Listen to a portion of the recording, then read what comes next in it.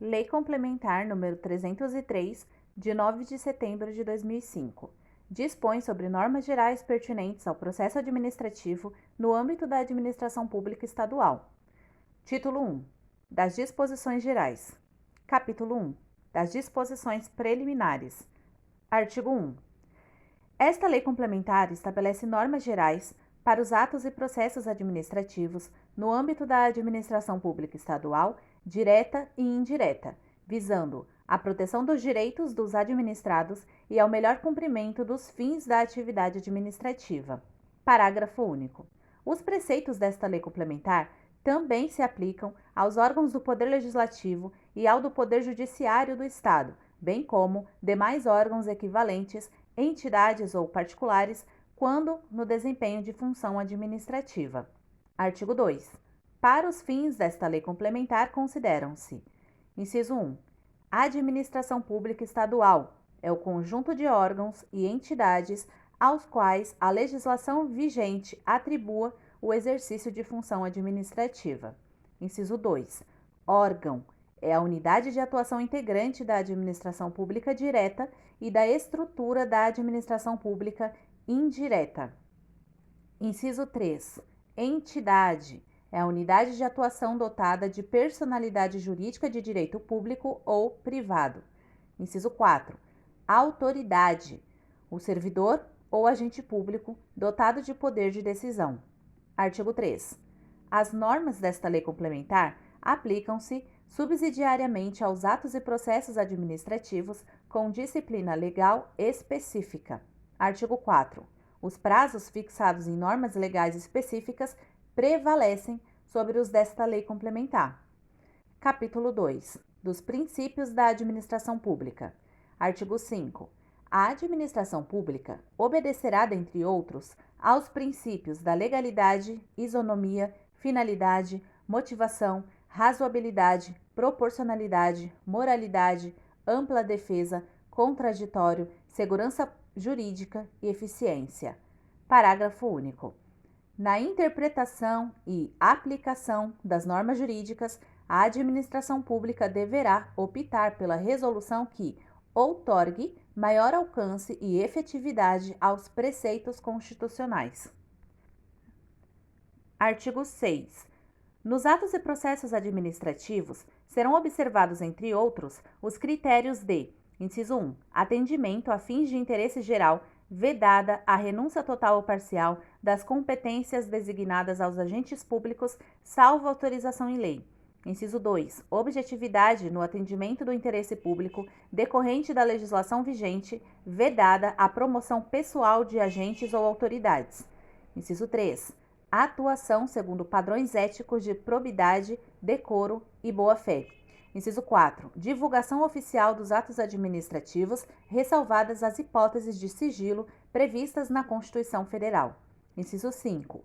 Adequação entre meios e fins, vedada a imposição de obrigações, restrições e sanções em medida superior àquelas estritamente necessárias ao atendimento do interesse público decorrente da legislação vigente. Inciso 6. Indicação dos pressupostos de fato e de direito que determinarem a decisão. Inciso 7. Observância das formalidades essenciais à garantia dos direitos dos administrados, sobretudo nos processos concorrenciais. Inciso 8. Adoção de formas simples, suficientes para propiciar adequado grau de certeza, segurança e respeito aos direitos dos administrados. Inciso 9. Garantia dos direitos à comunicação, à apresentação de alegações finais, à produção de provas e à interposição de recursos nos processos de que possam resultar sanções e nas situações de litígio. Inciso 10. Proibição de cobrança de despesas processuais, ressalvadas as previstas em lei. Inciso 11. Impulsão de ofício do processo administrativo sem prejuízo da atuação dos interessados. Inciso 12. Interpretação da norma administrativa da forma que melhor garanta o fim público a que se dirige, vedada a aplicação retroativa de nova interpretação sem prejuízo do controle de legalidade por autoridade administrativa competente. Artigo 7. Somente a lei poderá: inciso 1. Criar condicionamentos aos direitos dos particulares ou impor-lhes deveres de qualquer espécie. Inciso 2. Prever infrações ou prescrever sanções. Capítulo 3. Dos direitos e deveres dos administrados. Artigo 8.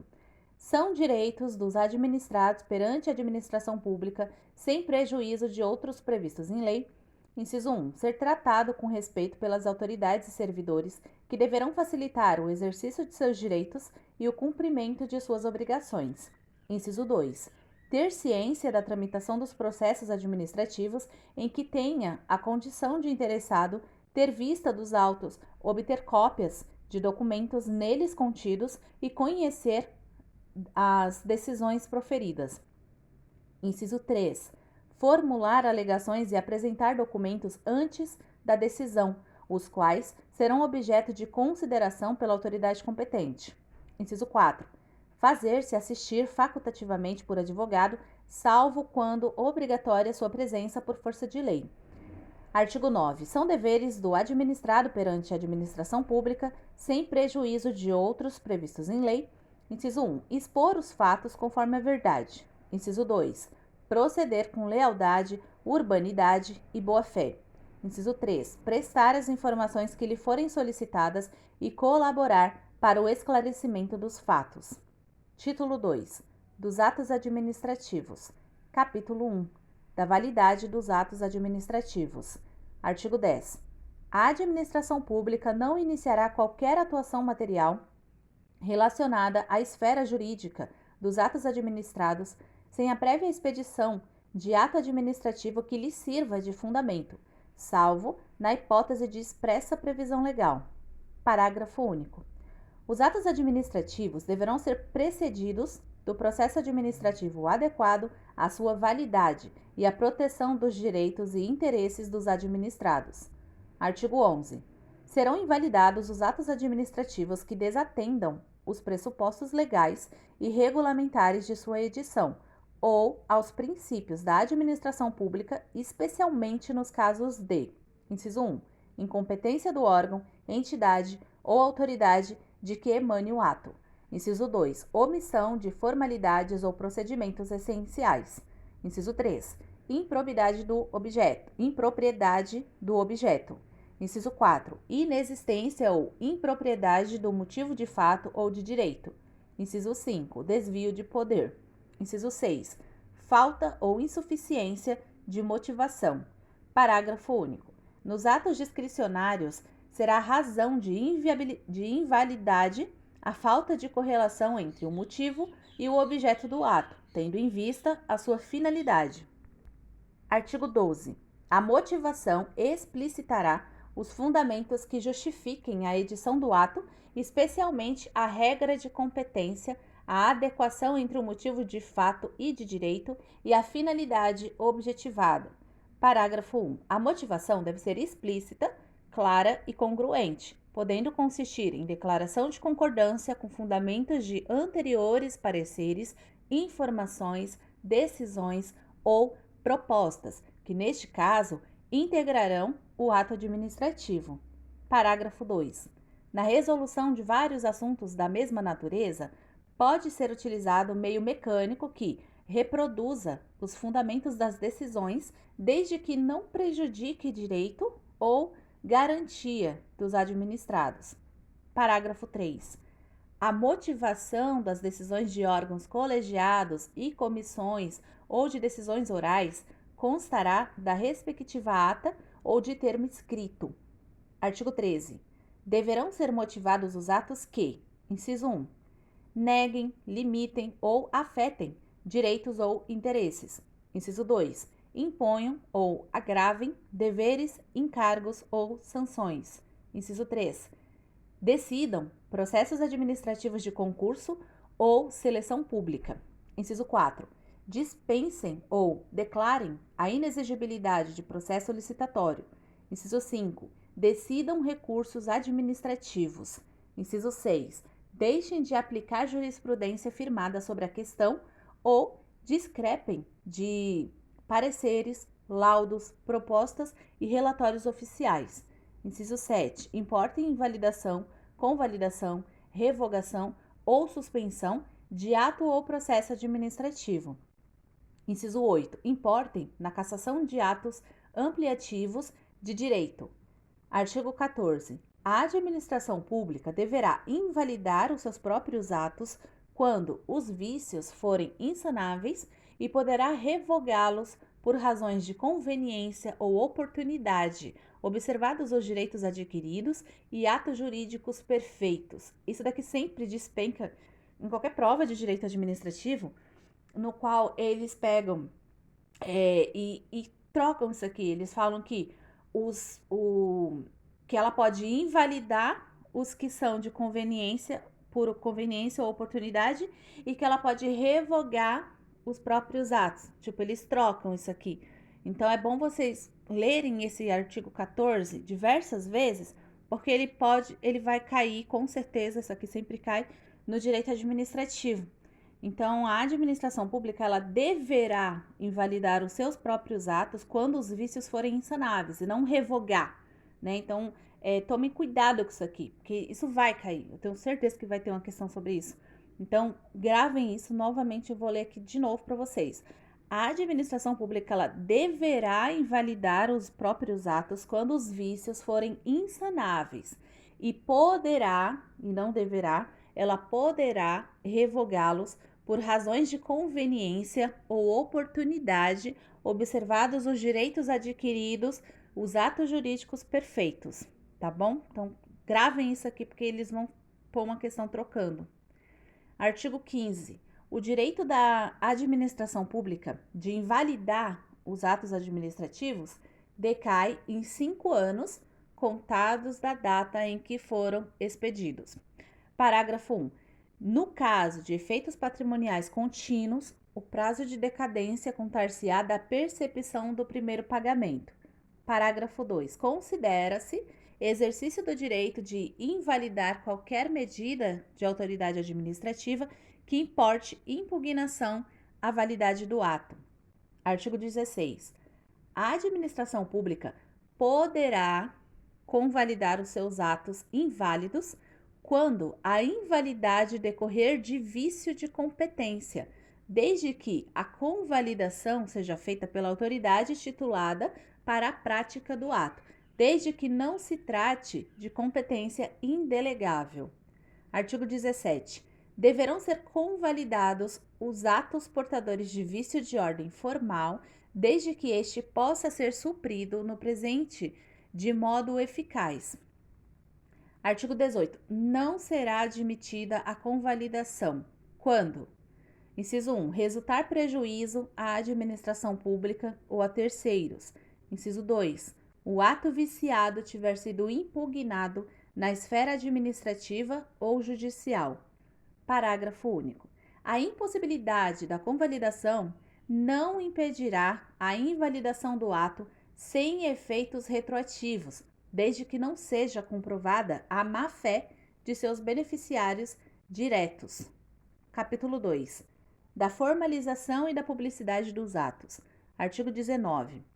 Os atos administrativos produzidos por escrito deverão indicar a data e o local de sua edição, bem como a identificação funcional e a assinatura da autoridade responsável. Artigo 20. Os atos administrativos, inclusive os de caráter normativo, entrarão em vigor na data de sua publicação, salvo disposição expressa em contrário. Artigo 21.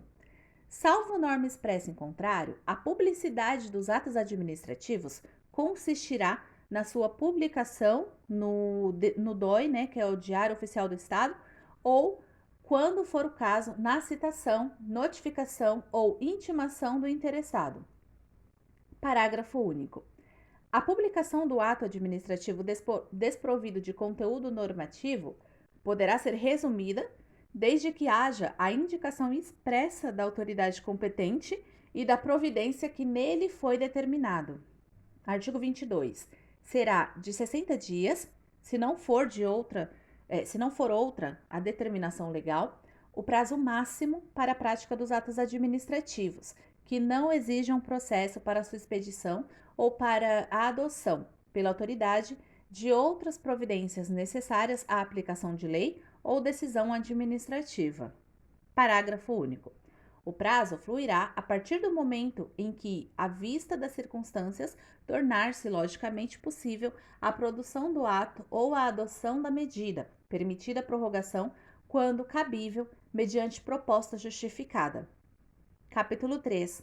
Da competência. Artigo 23. A competência é irrenunciável e se exerce pelos órgãos administrativos e entidades a que foi atribuída como própria, salvo os casos de delegação e avocação legalmente permitidos. Artigo 24. O titular de um órgão ou entidade poderá, se não houver impedimento legal, atribuir a execução material de providências a outros órgãos ou entidades, ainda que estes não lhe sejam hierarquicamente subordinados, quando for conveniente, em razão de circunstâncias de índole técnica, social, econômica, jurídica ou territorial. Parágrafo único. O disposto no caput aplica-se à delegação de competência dos órgãos colegiados aos respectivos presidentes. Artigo 25. Não podem ser objeto de delegação: inciso 1, a edição de atos de caráter normativo; inciso 2, a decisão de recursos administrativos; inciso 3, as matérias de competência exclusiva do órgão ou entidade. Artigo 26. O ato de delegação e sua revogação deverão ser publicados no DOE, que é o Diário Oficial do Estado. Parágrafo 1. O ato de delegação especificará as matérias e poderes transferidos, os limites da atuação do delegado, a duração e os objetivos da delegação e o recurso cabível, podendo conter ressalva de exercício de atribuição delegada. Parágrafo 2. O ato de delegação é revogável a qualquer tempo pela autoridade delegante. Parágrafo 3. As decisões adotadas por delegação devem mencionar explicitamente essa qualidade e considerar-se-ão editadas pelo delegado. Artigo 27. Será permitida, em caráter excepcional e por motivos relevantes devidamente justificados, a avocação temporária de competência atribuída a órgão hierarquicamente inferior. Artigo 28. Os órgãos e entidades administrativas divulgarão pelos meios de comunicação os locais e as alterações das respectivas sedes. Título 3. Dos processos administrativos. Capítulo 1. Do início do processo. Artigo 29. O processo administrativo pode iniciar-se de ofício ou a pedido de interessado. Artigo 30. O requerimento inicial do interessado, ressalvados os casos em que for admitida a solicitação oral, deve ser formulado por escrito e conter os seguintes dados. Inciso 1. Autoridade a que se dirige. Inciso 2. Identificação do interessado ou de quem o represente. Inciso 3. Domicílio do interessado ou local para recebimento de comunicações. Inciso 4. Formulação do pedido com exposição dos fatos e dos seus fundamentos de direito. Inciso 5. Data e assinatura do interessado ou de seu representante. Parágrafo 1. É vedada à administração pública a recusa imotivada de recebimento de documentos, devendo o servidor orientar o interessado quanto ao suprimento de eventuais falhas. Parágrafo 2. Caso haja equívoco na identificação do destinatário do requerimento inicial, este deverá ser remetido para a autoridade competente do órgão ou entidade. Artigo 31. Inexistindo competência legal específica, o processo administrativo deverá ser iniciado perante a autoridade de menor grau hierárquico para decidir. Artigo 32. A Secretaria de Estado da Administração e dos Recursos Humanos elaborará formulários que servirão como modelo para órgãos ou entidades no que tange aos assuntos que importem pretensões equivalentes. Artigo 33. Quando pedidos de uma pluralidade de interessados tiverem conteúdo e fundamentos idênticos, poderão ser propostas em um único requerimento, salvo preceito legal em contrário.